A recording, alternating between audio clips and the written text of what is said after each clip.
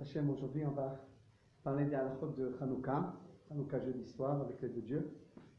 Et on va essayer de mettre de l'ordre dans la halacha. On va commencer par une petite idée de Hanouka.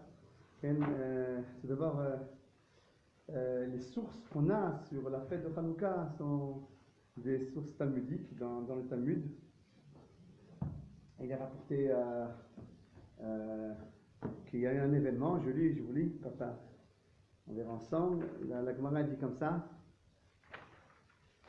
La Gemara dans Hanouka.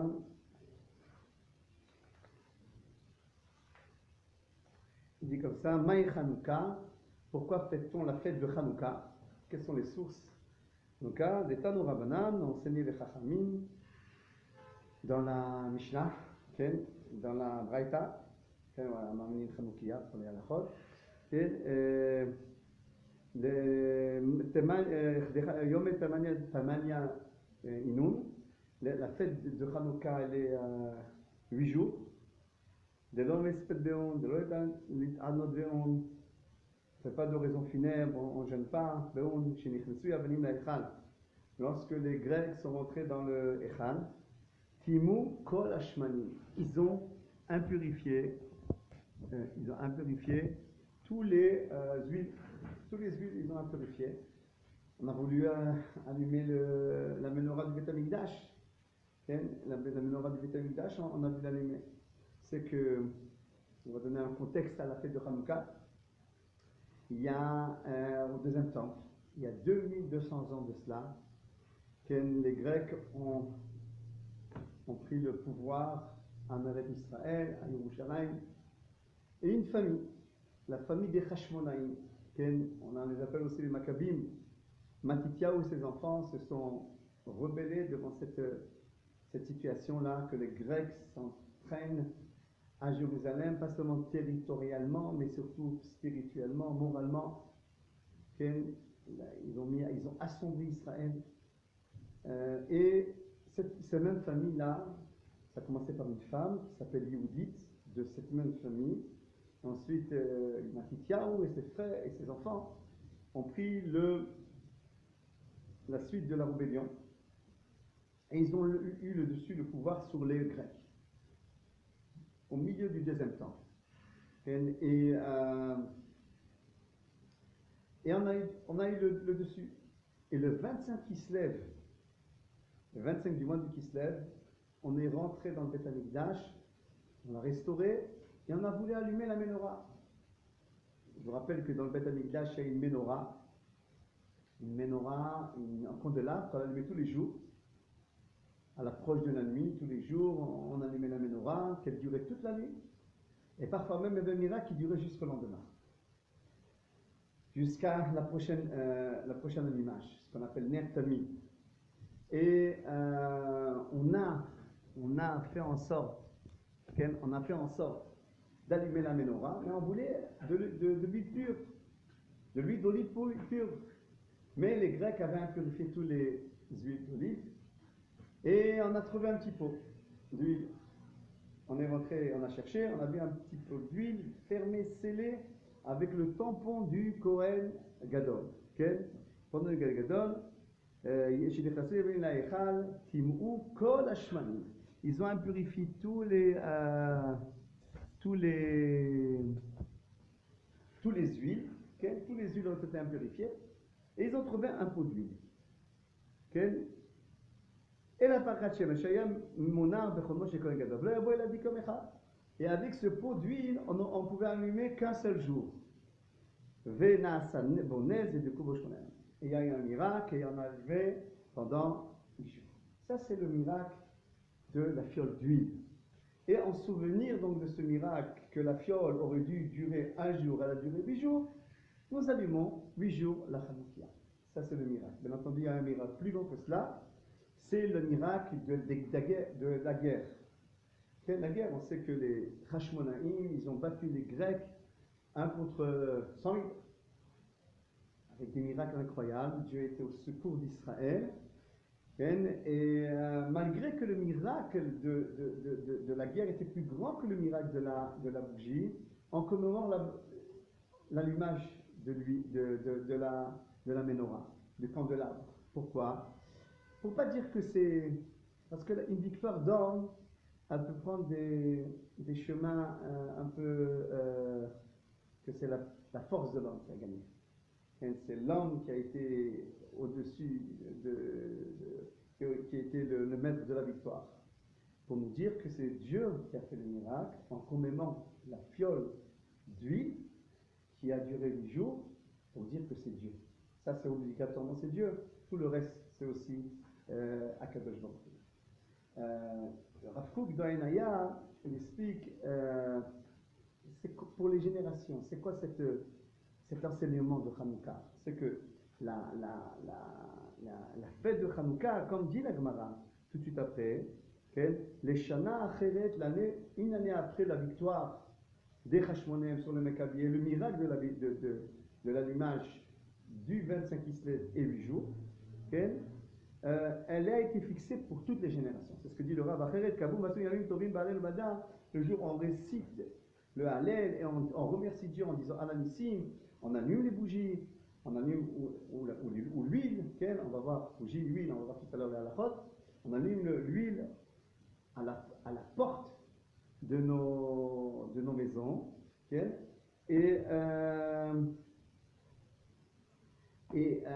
voilà, c'était cette victoire-là de Dieu, en fin de compte, sur les Grecs, qu'on commémore chaque année, parce qu'on a vu que le message de Hanouka, il est éternel. C'est quoi le message de Hanouka? Après la victoire des Hashmonéens, après la victoire de Hanouka, nous dit le Rambam, la royauté d'Israël est revenue pendant 200 ans. Après ces 200 ans, qu'est-ce qu'il y a eu? Un long exil de 2000 ans. Au prochain, maintenant on revient en terre sainte, en terre d'Israël, mais il y avait un long exil de 2000 ans. Et la fête de Hanouka, elle vient nous dire que le Ham Israël peut arriver à quelle situation que ce soit. Il peut tomber très très bas, et spirituellement et moralement. Il y aura toujours une fiole d'huile à l'intérieur de lui qui réanimera sa menorah, la lumière d'Israël. C'est ça la fête de Hanouka. Dieu, même si on arrive à n'importe quelle situation, le peuple d'Israël, dans tous ces exils-là, il arrivait à une situation très dure, très, très difficile, très très basse. Mais Dieu, il était là, malgré tout.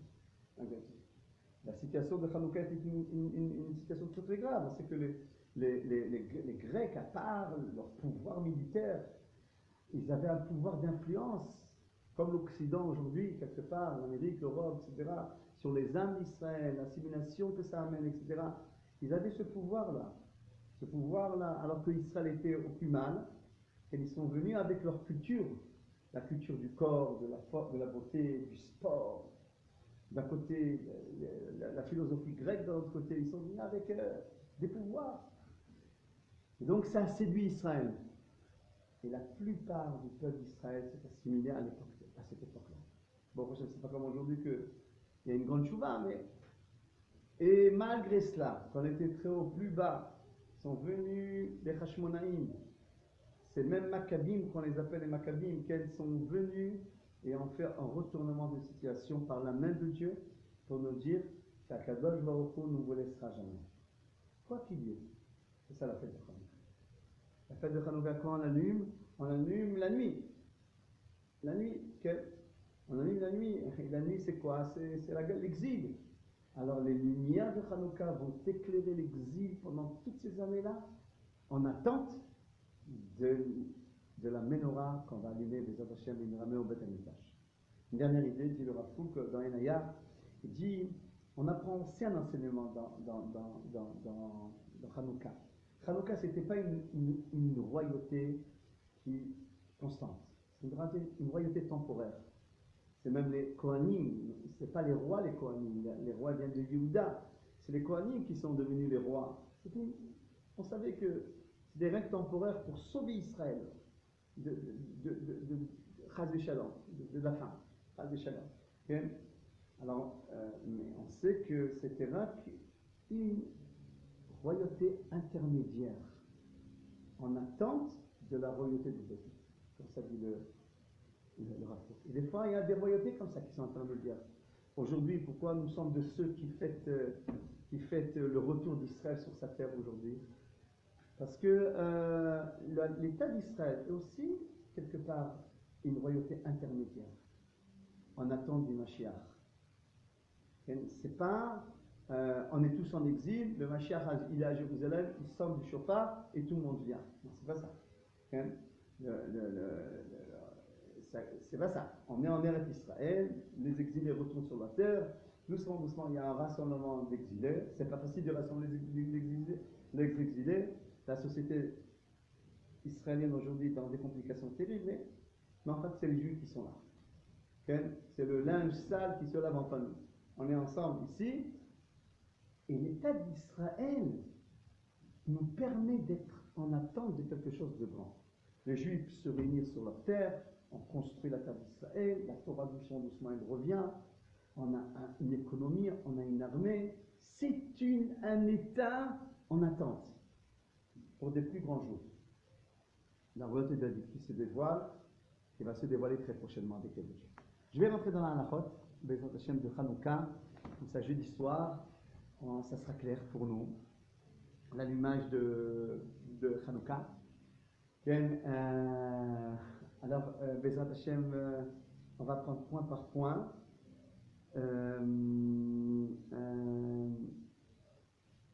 Tout d'abord, on va commencer par l'heure de l'allumage. Zman Adlaka. Alors, la Gemara, dans Shabbat, elle dit comme ça, mitzvata mishetishka chama ad shetichle regel minashu. Que l'allumage de Hanouka doit se faire dès qu'il y a le coucher du soleil, jusqu'à qu'il n'y a plus de passants, de gens qui viennent et qui sortent du Shabbat. C'est quoi ce temps-là? Les Chachamim ont estimé, c'est une demi-heure. Une demi-heure, comme ça dit le Rambam, qui est Chetisha. Il y a qu'ils ont compris, comme il est écrit dans la Gemara, à la tombée du soleil, ce qu'on appelle Shkiat Achama, Shkiat Achama, de la tombée du soleil.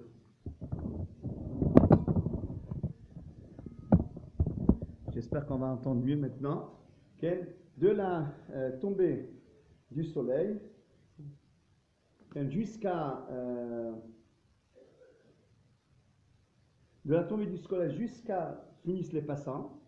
Il y a qui disent c'est une demi-heure. Le Rambam il a compris effectivement, et le Gaon de Vina aussi il a compris qu'on allume depuis la sortie la tombée du soleil une demi-heure après. Ça c'est la première chita.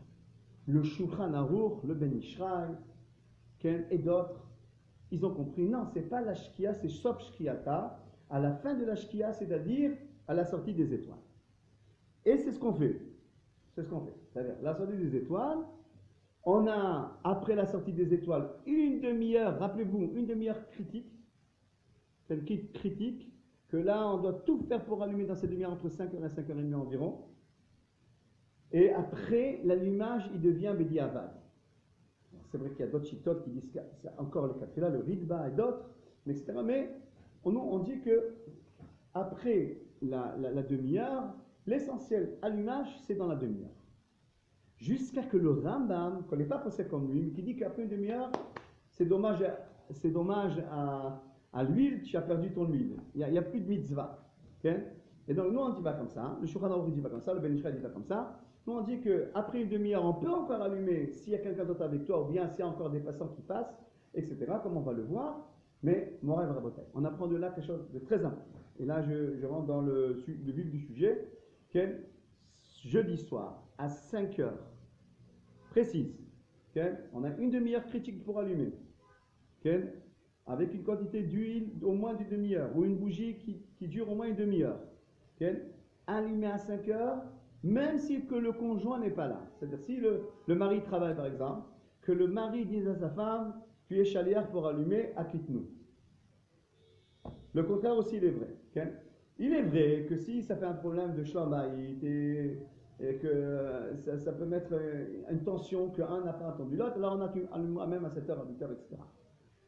Mais il faut savoir la halakha. la halakha est qu'à 5 heures, je dois réunir mes enfants, ma femme, autour de moi, et je fais les 3 brachot de Hanouka. La Dikner Hanouka, première bracha, Baruch Ata Hashem, Elokeinu Melech Haolam, Hashem B'Shalom, B'Mitzvah la Dikner Hanouka.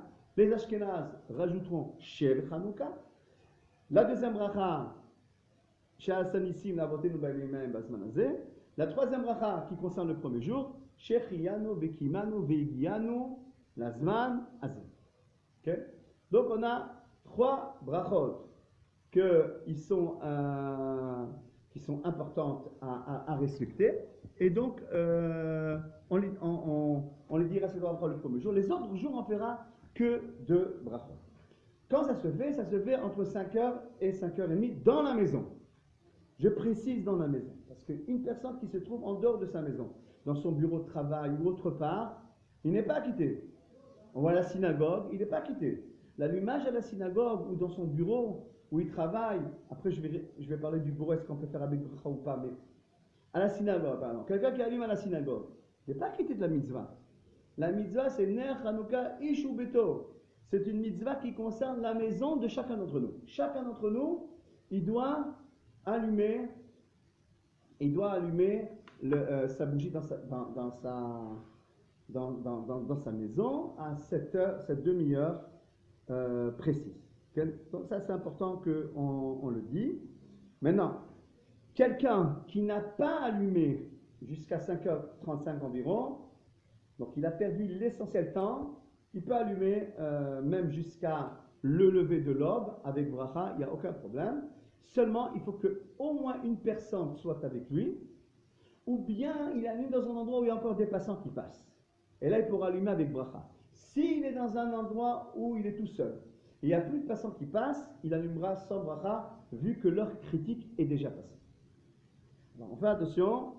La première précaution qu'on va faire, Bezat Hashem, c'est de préparer tout. On pourra les bouger avant de partir à Mincha. Avant de partir, dès qu'on vient, on a qu'à rassembler la famille et on allume les bougies de Hanouka. Okay? Maintenant, les personnes qui prient Mincha et Arvit, okay? À ce moment-là, alors comment ils feront? Il y a 2 manières. La première manière, c'est ce qu'on fait dans notre synagogue, Bezat Hashem Yitbarach. La première manière, c'est de prier Mincha à l'heure, donc 20 minutes avant la Shkia. Dans notre cas, environ à 5h15, à 4h15. Tout de suite après Mincha, on allume l'allumage des bougies de Hanouka à la synagogue. Tout de suite après, on fait Arvit.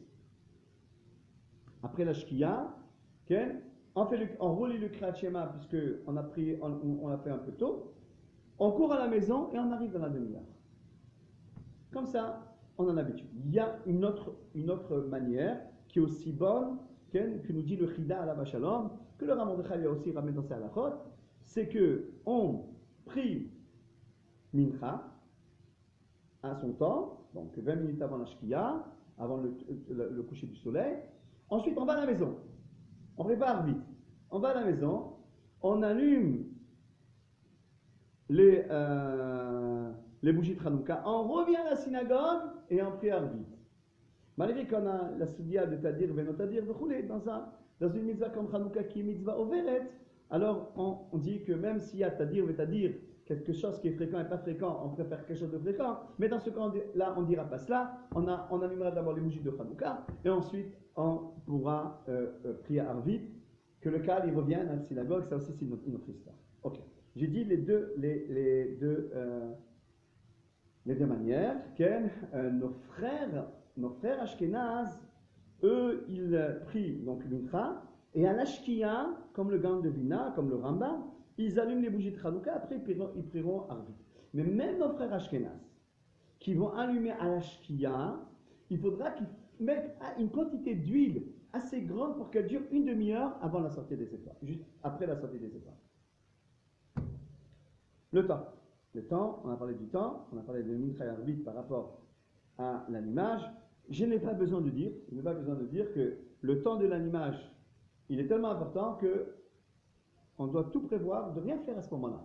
Ni étudier la Torah, ni manger, ni être invité. Voilà une question tout à l'heure On m'a posé la question, des gens sont invités pendant l'allumage.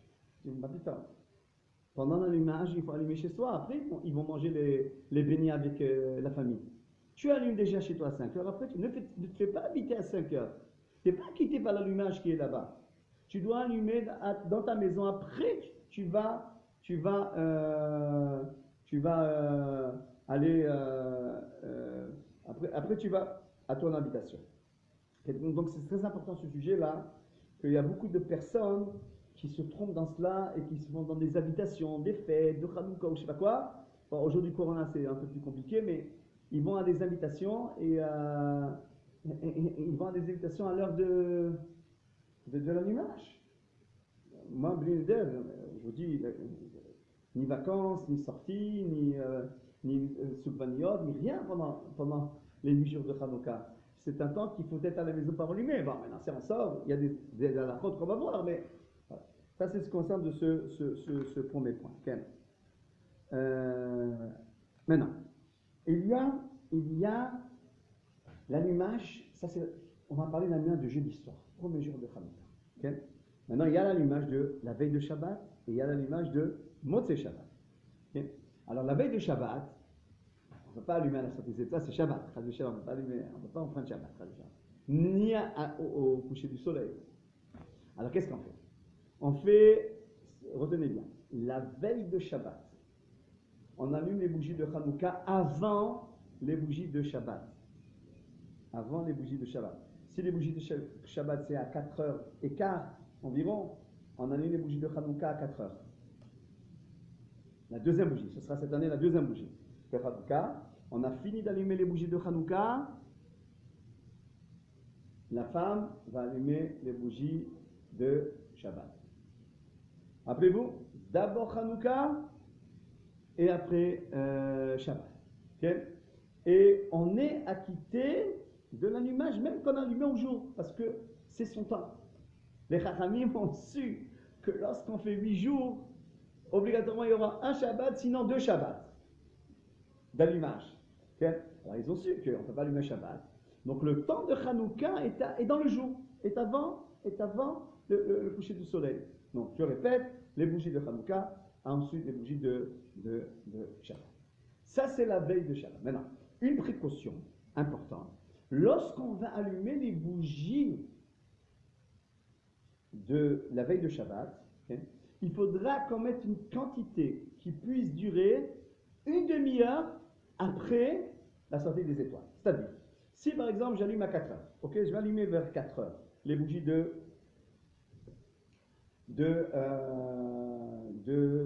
Hanouka. La sortie des étoiles, c'est rien qu'à 5 heures. Une demi-heure après la sortie des étoiles, c'est 5h30.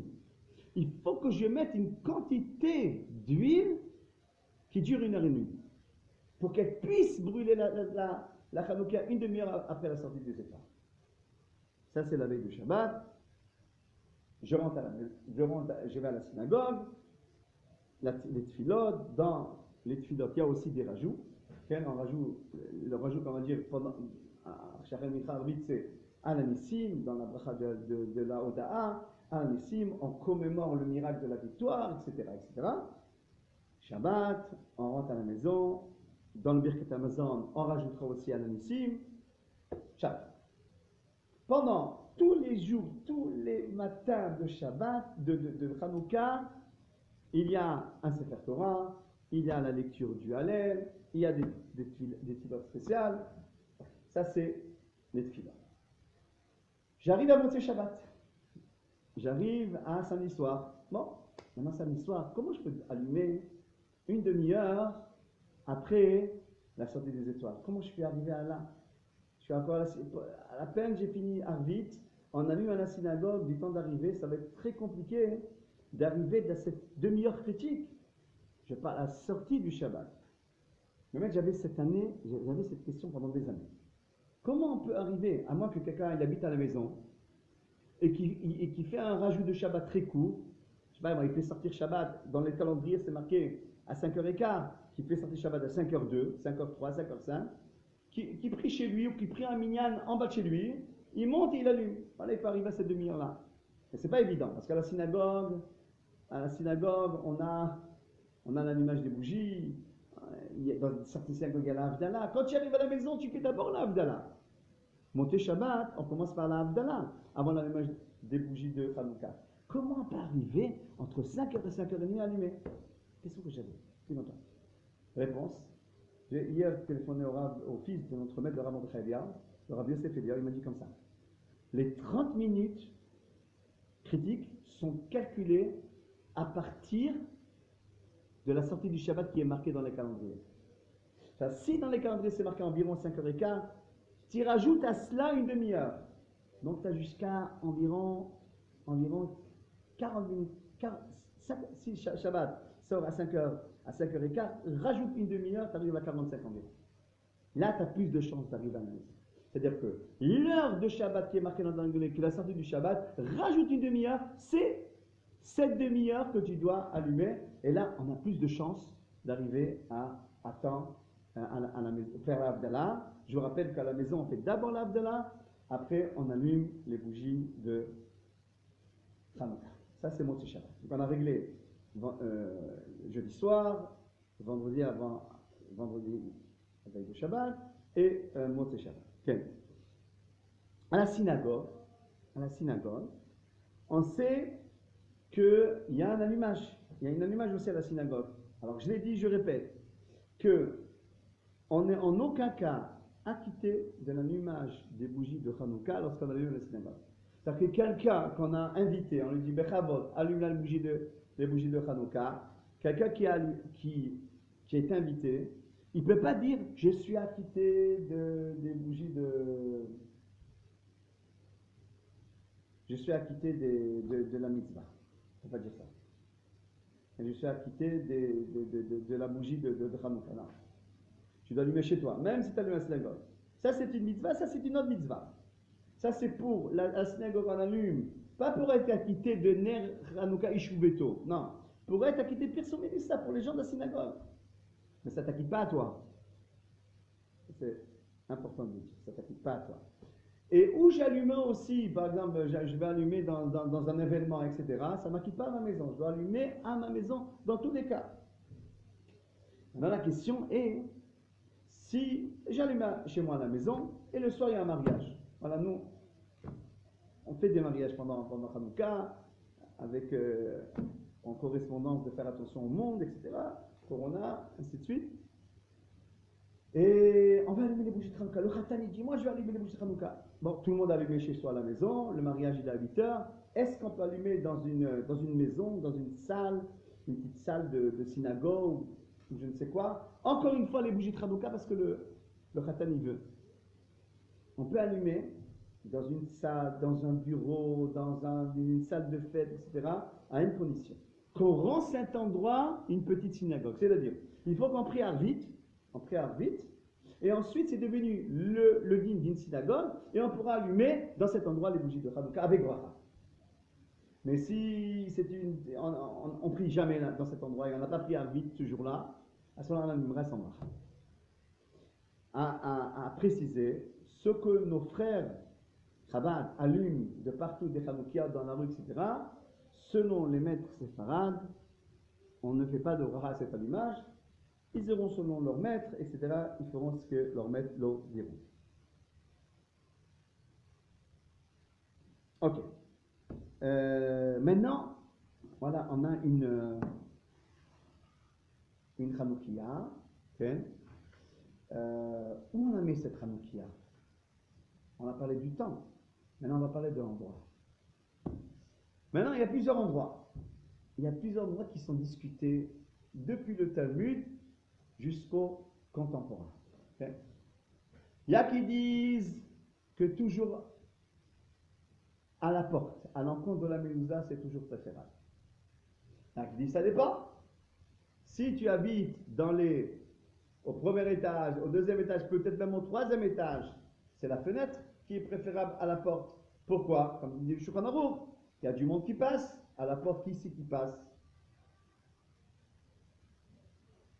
Mais, on est tous d'accord, tout le monde est d'accord, que si j'allume 4e étage, 5e étage, 6e étage, 7e étage, la porte, elle elle a la préférence. Puisque à la fenêtre, c'est vrai que lorsque le monde qui passe en bas, dans la rue, ils peuvent voir.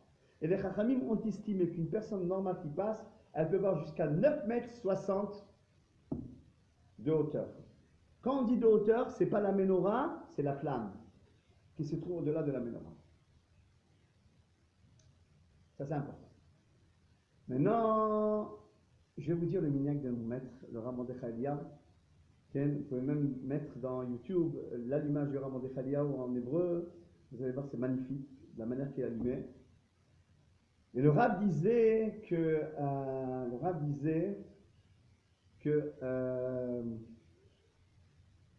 le Rav allumait, il habitait au deuxième étage. Malgré qu'il habitait au deuxième étage, il allumait deux Hanoukiya. La Hanoukiya à l'encontre de la mezouza, à l'entrée de sa maison. Et une deuxième Hanoukiya, sa femme allumait sans bracha à la fenêtre. De cette manière, je suis acquitté de tous les œuvres. Je suis acquitté de la vie qui dit que la porte est toujours essentielle. Pourquoi? Parce que la porte, tu rentres, tu es entouré de mitzvot. Et il y a aussi des preuves dans la Gemara que de la porte, elle est essentielle. Il y a un minhag des générations qu'on a mis à l'intérieur à la porte. Je ne vous rentre pas dans la discussion des poskim. Et aussi dans le côté, à la fenêtre. Shulchan Aruch dit c'est à la fenêtre, c'est à la fenêtre, il est préférable qu'à la porte.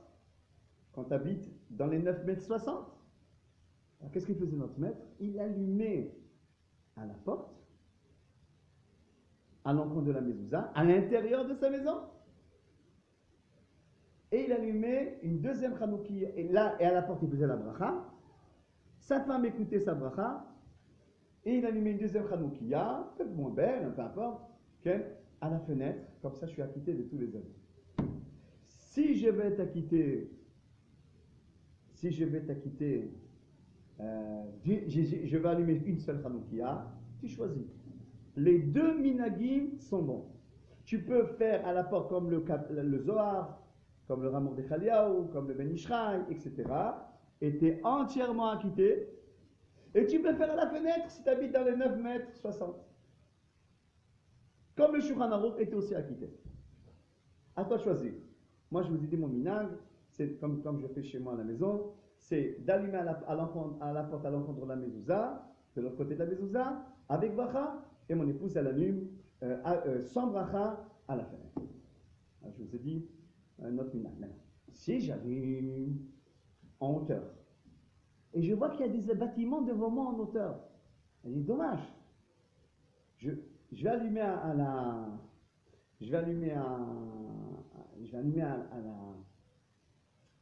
la fenêtre, comme ça, tous les bâtiments qui sont devant moi verront. C'est vrai que ce n'est pas Reshut Arabim, parce que chacun de ces bâtiments-là, c'est Reshut Ayachid, c'est privé, ce n'est pas le lieu public. Chaque maison, c'est un lieu privé, mais beaucoup de privés qui voient ma menorah. Et de ces manières, je vais profiter des autres. Si tu veux, tu fais une deuxième Hanouki menorah, il n'y a pas de problème. Mais la Hanoukia essentielle, certainement dans ce cas-là, c'est celle que tu vas allumer à la porte, à l'encontre de la mezouza. Et beaucoup allument à l'intérieur de la maison, parce que dans la cage d'escalier, il n'y a pas beaucoup de monde qui passe. Et surtout, si je ferme la porte, même pas la famille va en profiter. Le Rav Mordechai Eliyahu allumé à l'intérieur de la maison. Okay? Je vous ai dit les minagim. Maintenant, quelqu'un qui a une villa, Saha, il a une villa, il habite dans un yeshuv, etc. Et dans son khatser, dans sa cour, il a une entrée comme une petite maisonnette là, avec une porte comme ça, d'ouverture, un char. Et à ce moment-là, il met une mezouza, de là-bas il rentre de la cour, il rentre à la maison. Alors cette personne-là, elle pourra allumer à la porte, à l'encontre de la mezouza de la porte de la cour. C'est intéressant. Okay?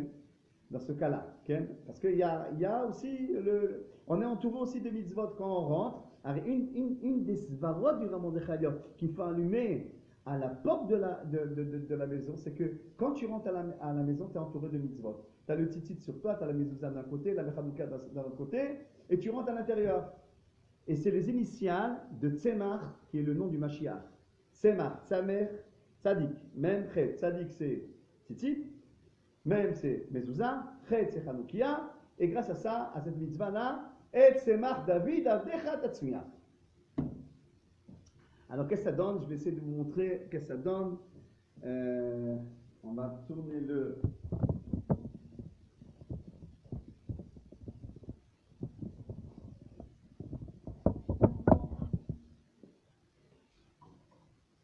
Voilà, je suis à la porte de cette classe-là. C'est une classe. Voilà, c'est une classe. Voilà. J'ai ma Hanoukia qui est ici. D'accord? Maintenant, la porte est ici. J'ouvre ma porte. La mezouza. J'espère que tout le monde voit. La mezouza, voilà, je rentre. La mezouza, elle est à ma droite. La Hanoukia, elle est à ma gauche. Ok? La Hanoukia, elle est à ma gauche. Maintenant, la taille préférée, la taille essentielle de la Hanoukia, il y a aussi une taille. Il y a aussi une taille qu'il est bon de savoir. Okay? C'est que c'est important que la flamme de la mezouza, chaque fois que je dis une hauteur, c'est la flamme de la mezouza, elle soit à 56 cm du sol de mon parterre. Mais au moins qu'elle soit entre 3 tfachim et 10 tfachim, c'est-à-dire entre 24 cm et 80 cm. Si vous voyez dans le film du YouTube du Rav Mordechai Eliyahu, le Rav se baisse pour allumer, parce qu'elle est à 56 cm. Il y a, l'Agmara en parle de cela, de ces 10 tfachim, et aussi un lien de la Kabbalah, de faire comme la Kabbalah le dit. Maintenant, si on voit bien là, ici je suis à ma droite, c'est ma Hanoukia à ma droite. Le premier jour j'allume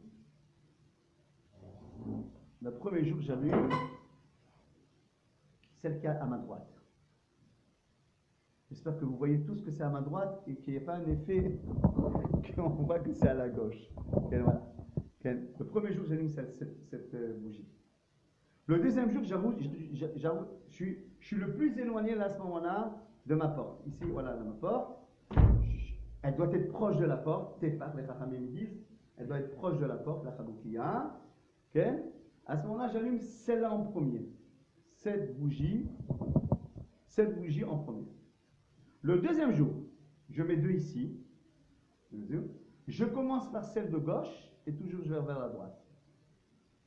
Le troisième jour, j'en ai 3. Je mets celle de gauche et toujours je vais vers la droite. Moral Raotai. Dans quelle situation que tu allumes devant la fenêtre, devant la porte, tu allumes au nord, au sud, à l'est, à l'ouest, où elle est ta Hanoukia devant toi, toujours tu commences par celle de gauche et tu vas vers la droite. Jusqu'à que le dernier jour, j'allumerai celle-là, celle qui est le plus à gauche, et là, j'irai vers la droite. Maintenant, on me dit le shamash. Vous voyez, il y a la bougie du shamash ici. Le shamash, il y a qui se trompent dans cela. C'est pour ça que je précise. Il y a qui allument le shamash en premier. C'est faux. Quand c'est de l'huile, je vais expliquer quand c'est de l'huile, quand c'est des bougies. Quand c'est de l'huile, et j'allume pas avec le shamash, je ne peux pas prendre l'huile et allumer. Okay? J'allume avec une bougie. À ce moment-là, je prends une bougie dans ma main, je fais la bracha, je suis levé, ma famille autour de moi, la adlik ner Hanouka, chez Hassan Issim, le premier jour, je rajoute j'allume cette bougie-là. Okay? J'allume pas le shamash. Une fois que j'ai fini le premier jour cette bougie-là, j'allume le shamash. Le deuxième jour, j'allume ces deux-là. D'abord celle-là, après je vais vers la droite. Et après, j'allume le shamash. Ainsi de suite. Mais si j'allume avec des bougies,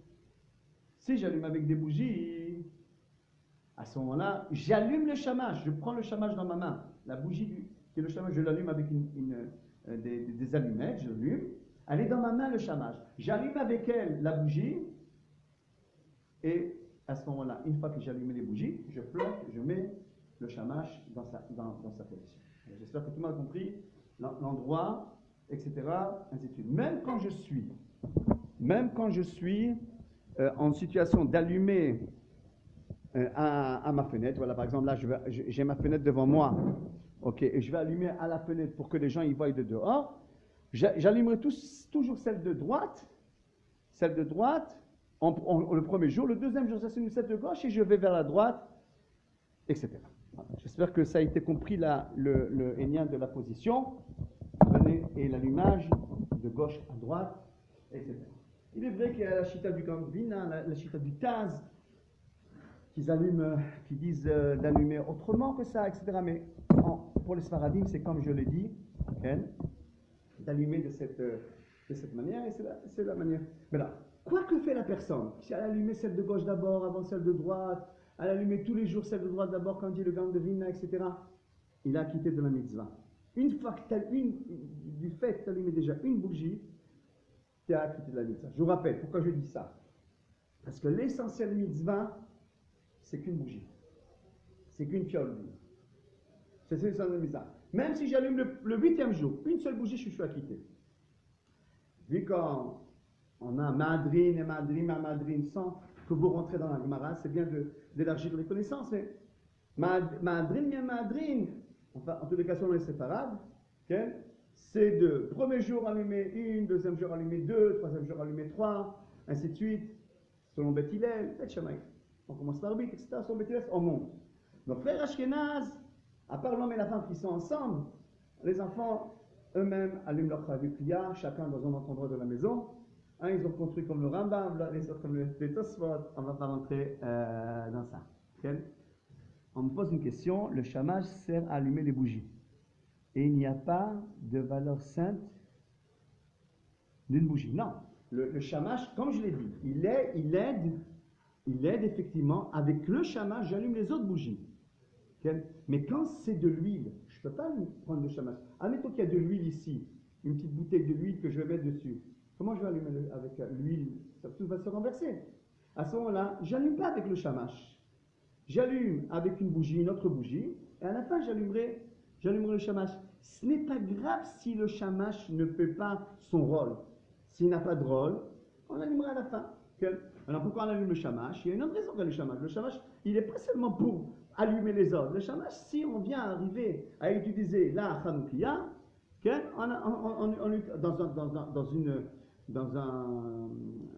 d'une manière permise, qu'un pas allumer une cigarette, que ce n'est pas kavod, même pour le shamash, alors on utilisera le shamash. Le shamash, il n'a pas la même sainteté que les autres bougies, si j'ai bien compris la question. Okay? Ça, donc, c'est ce qui concerne le shamash. Okay?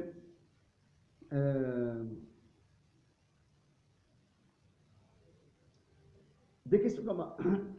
une personne. On a des questions qu'on m'a posées. On va essayer de répondre à quelques questions hier, avec l'aide de Dieu, j'ai traité avec notre maître, le Rav Yosef Eliaou. Vous pouvez poser des questions, ceux qui m'écoutent maintenant, et on essaiera de répondre à ces mêmes questions, avec l'aide de Dieu.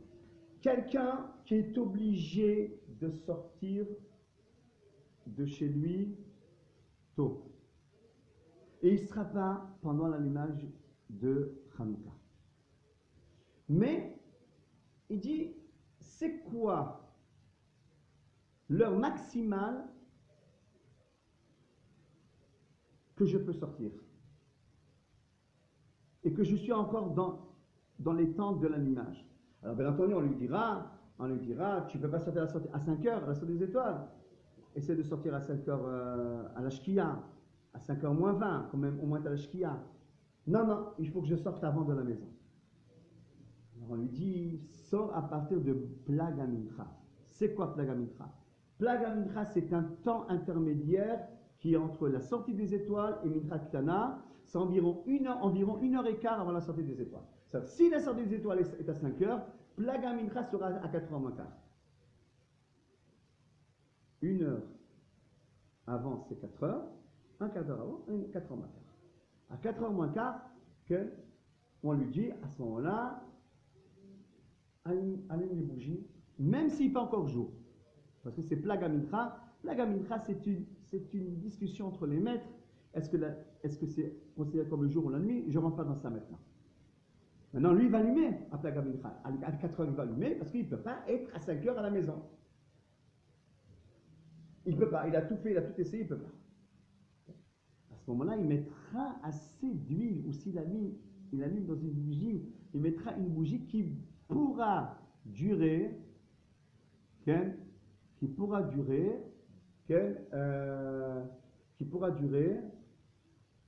durera une demi-heure après la sortie des étoiles. S'il part à 4 heures, comme la veille de Shabbat, comme on dit là, s'il part à 4 heures, il mettra une quantité qui durera jusqu'à 5h30. Donc 1h30 ou 1h3 d'allumage ou de quantité d'allumage. Ça, c'est important de dire ce Enyan. Et il est préférable d'allumer à 4h moins quart à Plaga Mincha que d'allumer après 5h30. S'il dit non, je ne serai pas là à 5h, mais je serai là à 7h, à 8h. Non. Si tu es là à 4h, tu allumes à Plaga Mincha.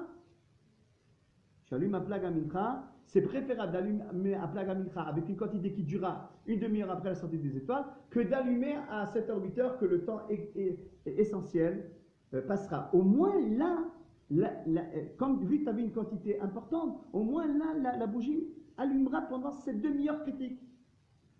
J'espère que je me suis fait bien comprendre. C'est vrai qu'il est bon de revoir des cours comme ça, hein, une fois, deux fois, jusqu'à qu'on enregistre les idées. Bien entendu que si des gens ils sont arrivés tard à la maison à 7h, à 8h, à 9h, à 10h, jusqu'à la levée de l'aube, il faut voir, la levée de l'aube c'est ça, vers 4-5 heures, la levée de l'aube, je n'ai pas l'heure exacte devant moi, c'est quelqu'un qui peut vérifier la levée de l'aube, qui m'inscrit sur Facebook, comme ça on pourra dire au calme. Jusqu'à la levée de l'aube, on peut allumer s'il y a quelqu'un avec moi de réveiller, bien si ou l'endroit où j'allume, il est visible au passant. Maintenant, ça c'est ça. Maintenant, la quantité d'huile est importante. On a dit j'allume à 5 heures, il faut que j'ai une quantité d'huile qui dure au moins une demi-heure. Minimum une demi-heure. Minimum une demi-heure.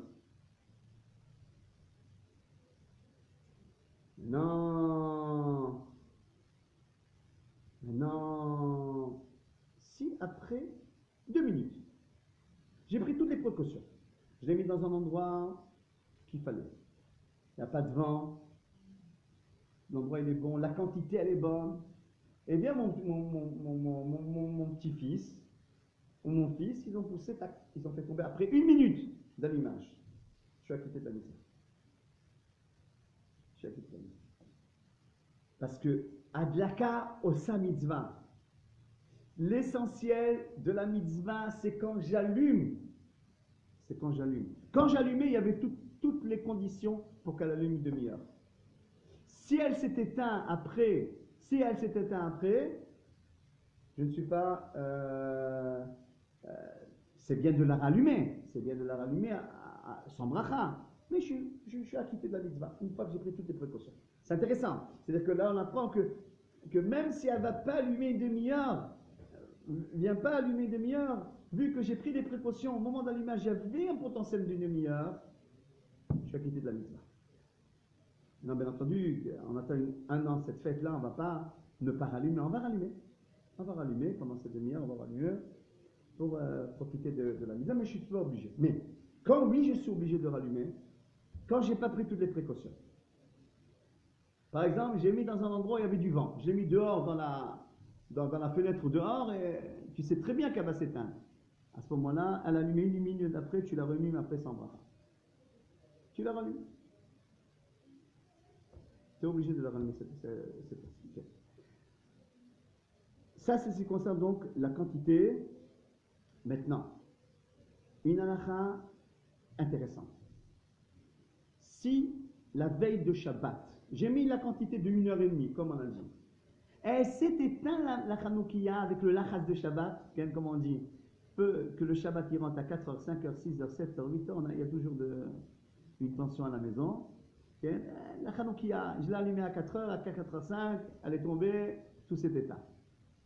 Je suis obligé de la rallumer? La Kha dit non, tu n'es pas obligé de la rallumer. Parce que c'est son temps la veille de Shabbat. Si tu as encore le temps avant l'allumage des bougies de Shabbat de la rallumer, allume-la, mais tu n'es pas obligé. En contrepartie, en semaine, si j'ai allumé à Plaga Mincha, donc on dit Plaga Mincha 84, si j'allumais à 84 et j'étais encore à la maison à cet état, je suis obligé de la rallumer. Pourquoi? Parce que c'est pas son temps.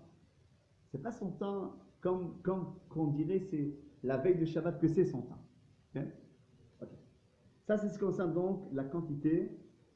L'endroit, il doit être un endroit qui est en potentiel, qui peut durer pendant une demi-heure. Okay. Maintenant, après cette demi-heure, une personne vient et dit, après une demi-heure, je l'éteins. Pourquoi tu veux l'éteindre? Maintenant, on doit sortir, acheter, après à 5h30, on a décidé toute la famille à acheter les bougies, acheter les souvenirs, les beignets. Ouais, mais je ne veux pas laisser allumer. J'ai peur que le vent, le rideau, ça s'enflamme, etc. Bon, elle a peur. Ou bien la synagogue. La synagogue, ça peut se passer. On ne veut pas laisser les lumières, les bougies allumées tout seul et les laisser toutes seules. Ça peut se passer. Ou bien, pour des raisons d'économie. Après, on sait que l'huile qui reste aujourd'hui, on peut l'allumer, continuer à l'allumer le lendemain. On peut, sur l'huile qui reste, remettre de l'huile.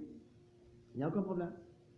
Et donc, pour des raisons d'économie, je veux éteindre après une demi-heure. Tu m'as dit une demi-heure. J'ai s'allumer une demi-heure. 5h30, 5h35 est passé.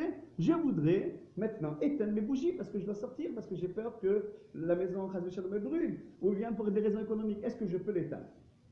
Je peux l'éteindre. Moi, je ne le ferai pas. Hein. Je dis, voilà. Je n'éteindrai pas les bougies de Hanouka même s'ils durent jusqu'à 3h du matin. Mais selon la halakha, je peux l'éteindre à une condition.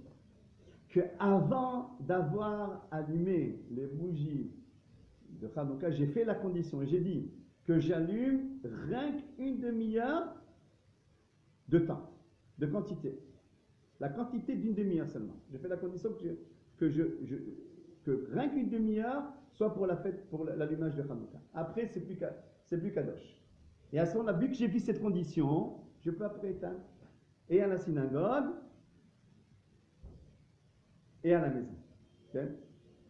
Bon, voilà, ça c'est ce point-là. Je voudrais vous faire associer aussi à une autre question qu'on m'a posée, que lorsqu'une personne est obligée d'aller pour des affaires en France, par exemple. Maintenant, l'heure de la France et l'heure d'Israël ne sont pas les mêmes. Mais il fait des allers-retours, pas de béton.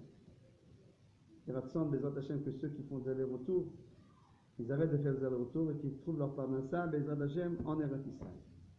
Pour beaucoup de raisons,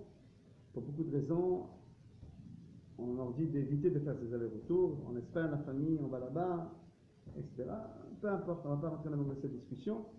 Quand on est obligé, mais il faut savoir que de prier que notre parnassa elle soit en Eretz Israël. Mais en tous les cas, le mari l'a voyagé en Eretz Israël. Alors, qu'est-ce qu'on a dit en règle générale quand on est en Eretz Israël? Le mari dit à sa femme, si je ne viens pas à l'heure, tu n'allumes pour nous tout le monde à 5 heures et tu nous acquittes. Tous ceux les enfants, le mari, sont acquittés par l'allumage de la femme.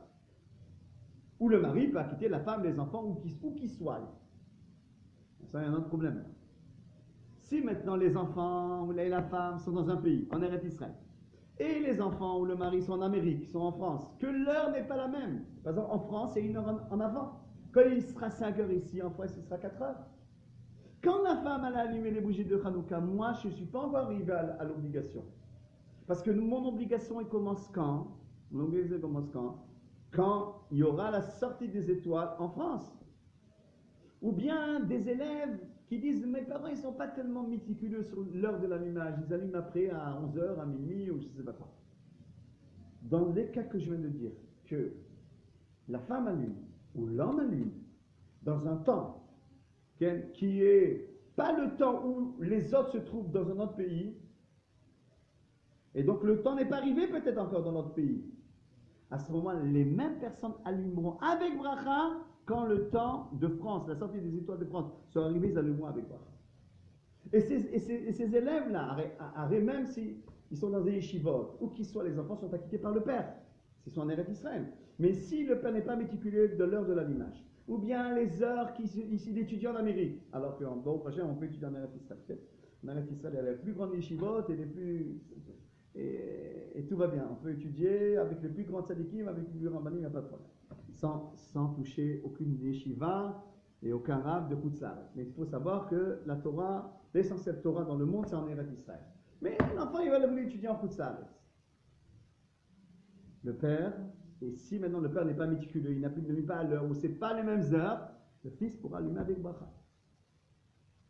Et sinon, ben, tu peux maximum écouter la bracha d'un frère Ashkenaz.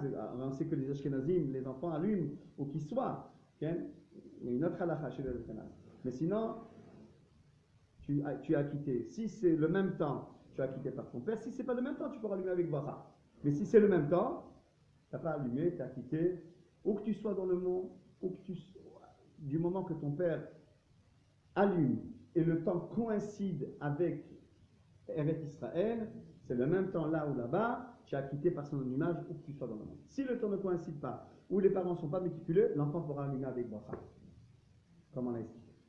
Ça, c'est ce point-là que je voulais vérifier avec vous. Ken,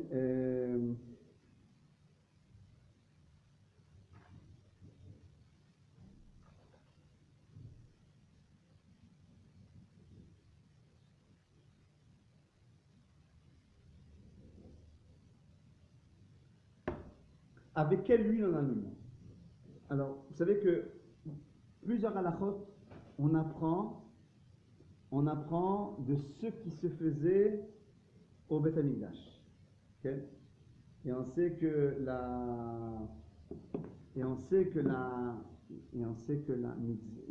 l'allumage au Beth Amikdash était fait avec l'huile d'olive. Tous les jours.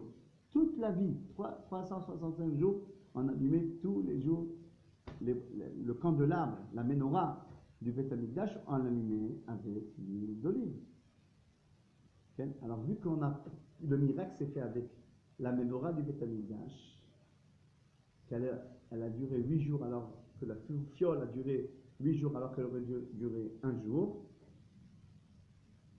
Alors, on apprend d'elle, on apprend la menorah, quelques halachot. Par exemple, où on allume à la synagogue, où on place la menorah à la synagogue, du côté sud, lorsqu'elle est mise de l'est à l'ouest, de cette manière-là. Okay? Et on commence et on la met du côté dans le mur du sud. Là-bas c'est le sud, là-bas c'est le nord, devant moi c'est l'ouest, derrière moi c'est l'est. Alors je la mets dans le sud, du côté sud, du mur sud de la synagogue, parce qu'au Beth Amikdash elle était au mur sud. Je la mets de l'est à l'ouest, parce que selon quelques citotes, elle était aussi de l'ouest à l'est. C'est comme ça qu'on fait aussi dans ça. Mais aussi, un autre point qui ressemble, c'est que au Beth Amikdash, on a allumé à l'huile d'olive. Donc nous aussi, on doit tout faire pour allumer à l'huile d'olive. Et le Rav Mordechai disait qu'il faut acheter de l'huile d'olive production Israël. Production Israël. Fait en Israël. Même s'il coûte un peu plus cher. Okay? Je dis la vérité. Okay? Tout à l'heure, hier à la yeshiva, on m'a offert une bouteille d'huile. J'ai accepté pour ne pas vexer. Et j'ai vu faire en Espagne. Moi, j'ai l'habitude de faire avec l'huile d'Eretz Israël. Mais, bien entendu, on est acquitté aussi avec de l'huile d'Espagne, ou de l'huile de Portugal, ou de l'huile de je ne sais pas. Mais le mieux, c'est en Eretz Israël. Le mieux, c'est de l'huile qui est mangeable. Parce qu'il y a un huile, ce qu'on appelle Shemen la Maor. C'est préférable de l'huile qui est mangeable que de l'huile qui n'est pas mangeable. De l'huile d'olive qui n'est pas mangeable. Troisième catégorie. Alors, première catégorie, l'huile d'olive d'Eretz Israël. Deuxième catégorie, l'huile, et qu'elle soit mangeable. et qu'elle soit buvable. Okay? On peut la mettre dans les salades. Deuxième catégorie, c'est l'huile qui n'est pas mangeable. C'est l'huile d'olive, par des raisons Misra d'Abriut, etc. Elle n'est pas mangeable. Et donc, mais on peut allumer avec elle. Si c'est de l'huile d'olive, c'est préférable cette huile-là qu'une autre huile qui est mangeable mais qui n'est pas d'olive, l'huile d'olive. Troisième catégorie, de l'huile, n'importe quelle huile. L'huile de soja, l'huile de n'importe quelle huile. Quatrième catégorie. Donc, première catégorie, l'huile d'olive mangeable. L'huile d'olive pas mangeable. L'huile qui n'est pas d'olive. Et quatrième catégorie, les bougies. Quelqu'un qui n'a que des bougies, qui n'a avec des bougies, mais quelqu'un qui veut prendre sur lui encore une belle mitzvah, c'est de passer 2 bougies à l'huile. Comme la mitzvah s'est faite au Beth Amikdash. Il y a une autre halakha, pour vous dire la gdusha qu'il y a dans la lumière de Hanouka, c'est Asur lishtamesh ba'en el alirotam bilvad. On n'a pas le droit d'utiliser les bougies de Hanouka, rien que les regarder. Même si je veux prendre un livre maintenant, là je prends un livre, et il me manque de la lumière, et je rapproche mon livre vers la lumière, je vais utiliser la lumière de Hanouka, je n'ai pas le droit d'utiliser les bougies de Hanouka. Une autre halakha. Lorsque j'achète l'huile d'olive pour Hanouka, c'est bien que je ne dise pas cette huile-là c'est pour Hanouka. Je ne la consacre pas à Hanouka. Pourquoi? Parce qu'il y a qui disent que le restant qui ira après la fête, il y aura un problème d'utiliser pour les salades. Il y a qui disent comme ça. Là, n'est pas comme eux, mais il y a qui disent comme ça. Tu achètes de l'huile, et dans ta tête, ce qui doit être Hanouka, pour Hanouka sera utilisé, ce qui doit être pour les salades, le restant, il peut être utilisé pour les salades. Okay? Qu'est-ce que je fais avec l'huile? L'huile qui est restée le 8e jour dans les pots d'huile, ou les mèches qui sont restées. Tous les jours, je change des mèches, j'allume mes mêmes mèches, c'est bien de changer de mèche, etc. Okay? Je prends tout ça dans un pot, le 8e jour, après la lumière, et je le brûle. Il ne faut pas sans faire exprès les utiliser. Je répète, l'huile d'olive ou l'autre huile qui est restée dans les petits pots. Sur ça, il y aura des pots d'huile. Je prends toute l'huile qui est restée, et ensuite, je prends les mèches que des 8 jours, je les rassemble ensemble, faites attention, ça fait une petite médora comme ça, allumez, et tenez, ça c'est le 8e. Maintenant, on sait que, voilà, j'ai fini la faute. J'ai essayé de développer le temps, l'endroit, la manière, l'huile, etc. Bien entendu, chacun avec son rabbin, avec son maître, rentrera dans les détails. Tous ces cours que je donne, c'est sans les détails, c'est peu de détails, il y a énormément de questions, chacun posera la question qu'il faudra à son rabbin. Moi, j'ai donné les lignes, avec l'aide de Dieu, les lignes générales. Maintenant, vous savez qu'à Hanouka, il y a des minagim, il y a des beaux minagim. Je vais en dire 3 ou 4, comme ça on sait les minagim. D'abord, on sait qu'il y a le minag de manger des soupes vanillotes, des beignets à l'huile, parce que le minag c'est avec l'huile. Il y a qui font les beignets à la maison, ils sont un peu mieux que ceux qui font dehors. Sans négliger quoi que ce soit. Il y a qui boivent du lait pendant Hanouka, en souvenir que Yehudit, elle a fait boire, la sœur de Matityahu, elle a fait boire l'ennemi du lait, elle a endormi, elle a coupé la tête, et la rébellion a commencé avec une femme. Notre minag, vu que c'est une femme qui a mené les combats, qui a commencé la rébellion, Yehudit, il y a une halakha dans Shulchan Aruch que pendant la demi-heure que brûlent les bougies de Hanouka, la femme n'a pas le droit de travailler. On peut travailler pendant Hanouka. Les 8 jours, il n'y a pas de problème, on peut travailler. On ne dit pas Tachanoun, c'est vrai, on ne dit pas d'oraison funèbre, etc. On ne prend pas de jeûne, on prend que ce soit des jeûnes, c'est vrai. Okay? Mais on peut travailler pendant Hanouka. Mais le temps de la demi-heure que brûlent les bougies de Hanouka, le Shulchan Aruch dit la femme ne doit pas travailler. Parce que le miracle a commencé par la femme. Et il y a qui disent que l'homme aussi ne doit pas travailler. Mais surtout, l'accent c'est sur la femme. Pourquoi? Alors j'ai dit que le miracle a commencé par la femme, mais aussi dans la Kabbalah, ramène le Ben Ishraï à la Shalom, dans plusieurs endroits. Il ramène le Ben Ishraï qu'il y a 3 fêtes, 3 moments que la femme, dans le spirituel, elle est plus élevée que l'homme. C'est Hanouka, Purim et Rosh Chodesh. Et c'est pour cela, dit le Ben Ishraï, et rapporte aussi le Ramon de Khalia, notre maître, que c'est un beau mina que la femme s'habille shabbatiquement à l'allumage, au moment de l'allumage des bougies, qu'elle met des bijoux sur elle, au moment des bougies en or, ce qu'elle a, se préparer de manière spéciale. L'homme aussi ne doit pas être déguenillé pendant ces 8 jours, c'est clair. C'est des jours de Halev, Oda, de poulet. Mais surtout la femme. Elle a un avantage sur l'homme dans ces 3 fêtes que je viens de dire. Et c'est pour ça que le Shulchan Aruch, il a dit, il ne doit pas travailler. La femme ne doit pas travailler pendant ce moment-là de l'allumage. Okay? Bon, on a essayé de contourner toute la halachot.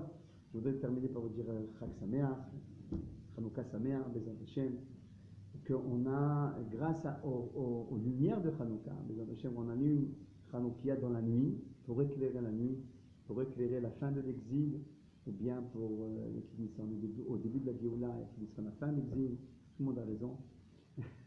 Et qu'est-ce qui est très important, le tel de Dieu, c'est qu'on arrive à passer de la menorah de Hanouka à la menorah du Beth Amikdash. Comme les Hashmonaïm sont rentrés le 25 Kislev, il y a 2200 ans de cela, sont rentrés dans le Beth Amikdash. Ils l'ont restauré. Ils ont ramené le service saint du Beth Amikdash. Nous on prie aussi à Kadosh Baruch Hu.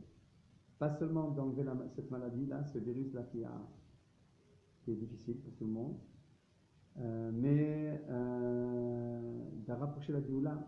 Et nous aussi, on a mis les bougies, les Kohanim, qui sont les représentants d'Am Israël, les bougies de la menorah du Beth Amikdash.